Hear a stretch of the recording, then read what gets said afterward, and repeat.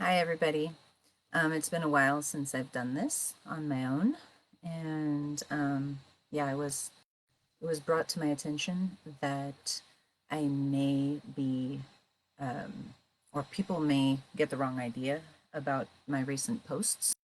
I've been posting a lot about trauma. Well, I went back and looked at my recent posts to see what could be making anyone think that I'm not okay.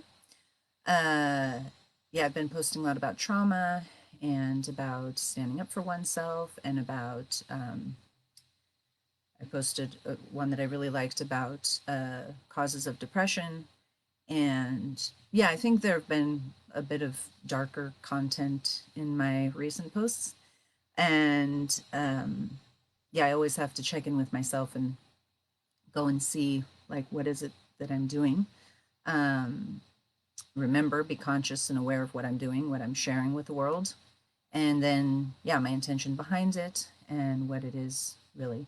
So I also recognize that I have mostly tried to share positive content that is like uplifting people, giving tools, inspiring people, and yeah, helping to create the way to be the change, to assist people on their paths, to, yeah, just be an inspiration.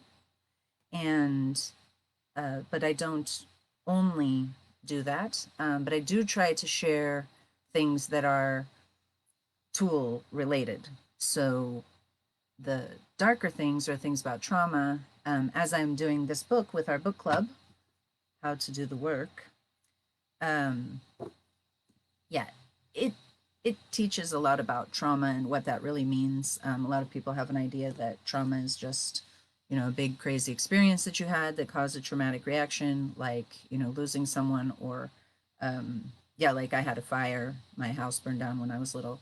So that was obviously a traumatic event, but um, yeah, there are a lot of different definitions of trauma and a lot of different ways that trauma can be experienced and expressed.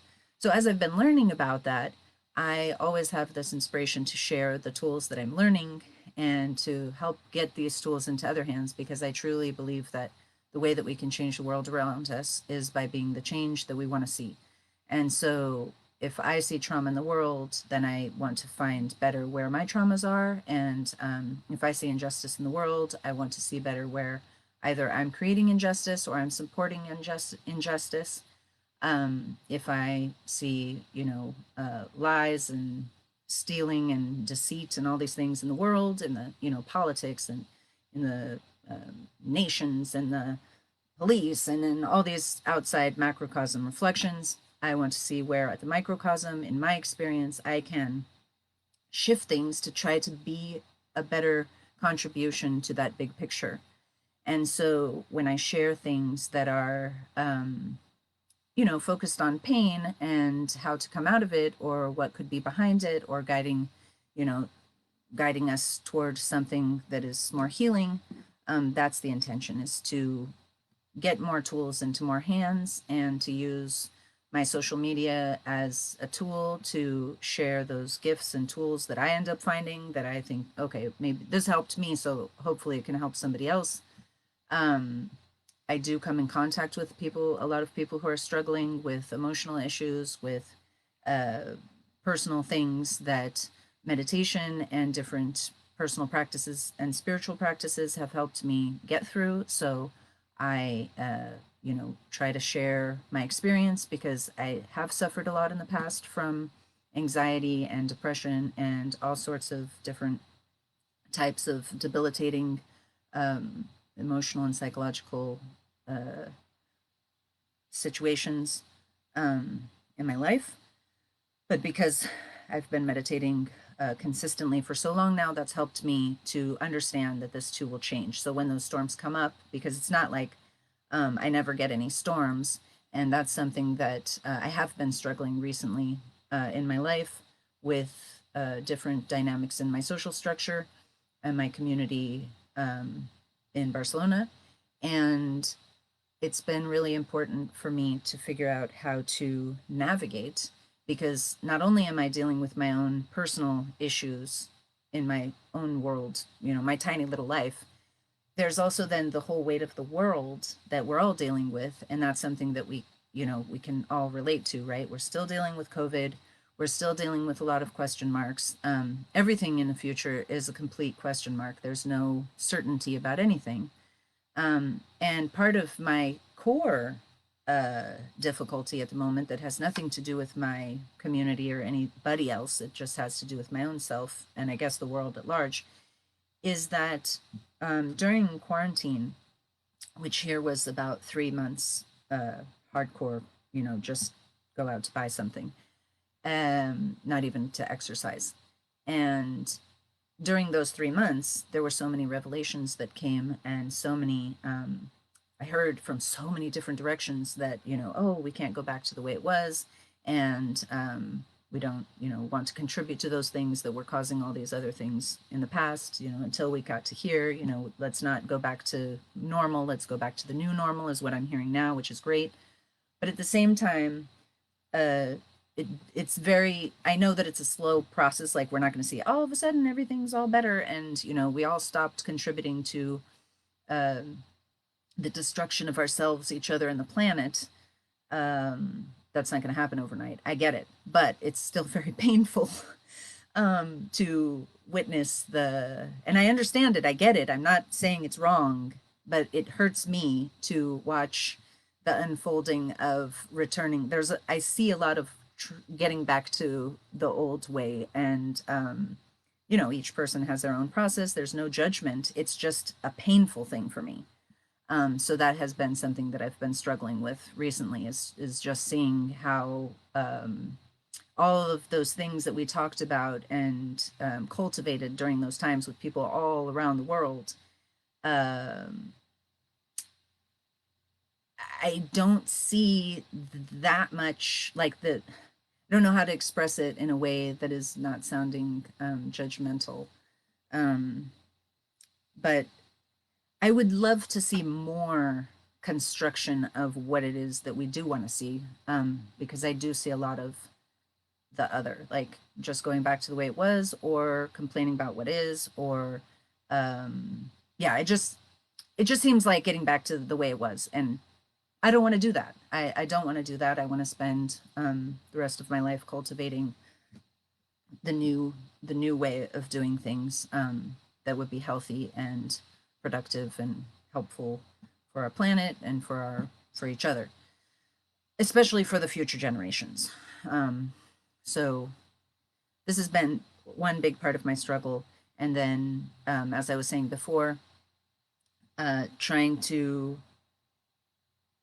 like, I've always cared a lot about, the state of the world, and suffered a lot because of those imbalances and things. And I know that that's just the way that it has to be. We're in an earth school, we're learning from these things and whatnot.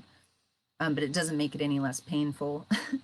And so, yeah, trying to be the change, or, doing everything I can to be the change, it puts a lot of pressure on me. And then when things do get all shaky and rocky in my world, then it feels like there's a big expectation for me to maintain this kind of superhuman power, which nobody has, to just like not fall apart, or not be upset, or not, yeah, fall apart really.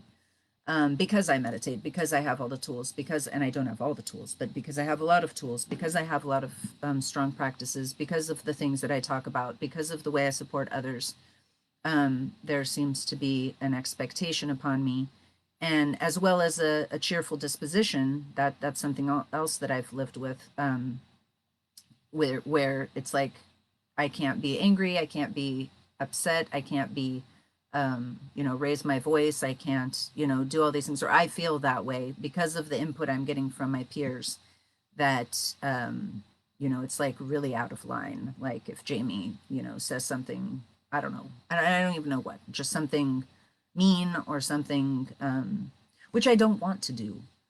But if I have a moment where I lose my cool, some people react in ways that make me feel like I don't have space to also express these more heavy and negative emotions, which obviously we all have, the right to feel and to try to learn how to process them and, have our own human experience, basically. Hopefully without harming anybody else. Yeah, and so then,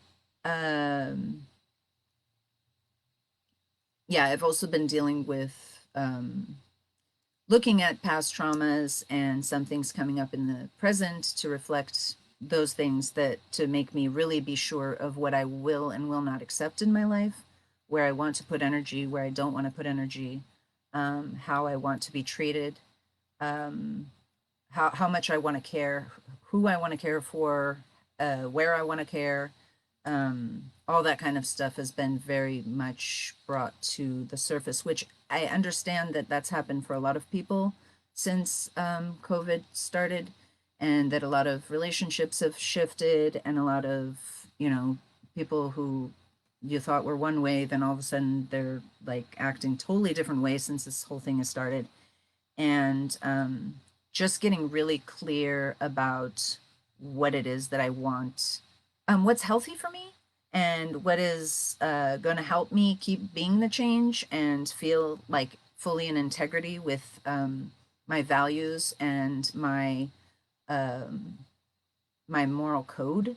And it feels like I'm sure of this for myself, that what I see outside, if I don't like it, then I have to change that inside of me. And there's got to be some trace of it, even if it doesn't look like, if it's like, oh, I don't like people who steal or something. I don't like people stealing all the time. So then I want to look and see, well, yeah, maybe I'm not stealing. I'm not trying to go steal stuff or sneakily, like shoplifting. I don't know. I'm not going around stealing stuff. But I'm sure I can find ways where I am on some deeper level contributing to that dynamic. So, it could be stealing time.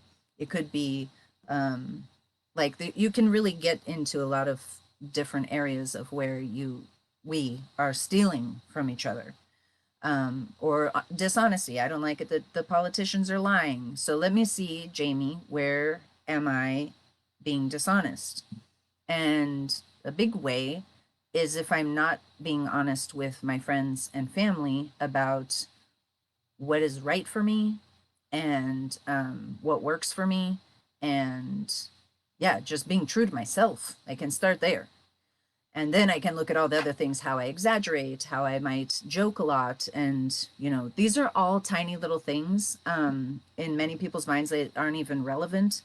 But, well, I was told that the Buddha said, and I'm not a Buddhist. I follow the Buddha's teaching and his practice of meditation, but I do not follow any religion. And not that that's in any way not okay or good for anyone else. I'm sure it's very wonderful and helpful and healthy for many, many, many millions and millions of people. But I personally do not follow a religion. But I do have a lot of respect for a lot of religious leaders, and a lot of people who religions were based on. And Buddha said that if we knew the power, what did he say? If we knew the power of truth, we wouldn't lie even in jest. And I heard that one time and it really was like, oh no, damn, dude, I'm so sarcastic. I'm such a joker. I'm always saying all these silly things. And I know it's not like the end of the world, but it is. I am planting my seeds, and I want to be aware of it. I want to be aware of what I'm doing and how I'm contributing to the ultimate, balance of what's happening on this planet. And so uh, I'm being faced right now with a lot of questioning about justice and injustice in my own community, and do I stand for justice, or do I just kind of let it slide by because it's convenient for me, because I like this one relationship that I could just ignore this other thing? Yeah, I'm being really faced with these questions right now. So I hope that nobody else has been concerned about if I'm doing okay or not. My answer is yes, I'm doing very well. And as all of us are probably not okay on so many levels, and I don't understand how anyone can be 100% okay when everything is the way it is right now on this planet. Especially knowing every day when we go to sleep that we are uh, all contributing to these imbalances. And so, yeah, I would like to keep encouraging people to do the work and to change the patterns inside that are not healthy for them, for being, standing up for the values 100% and standing up 100% for everything that is in alignment with your heart and soul, and staying true to that path.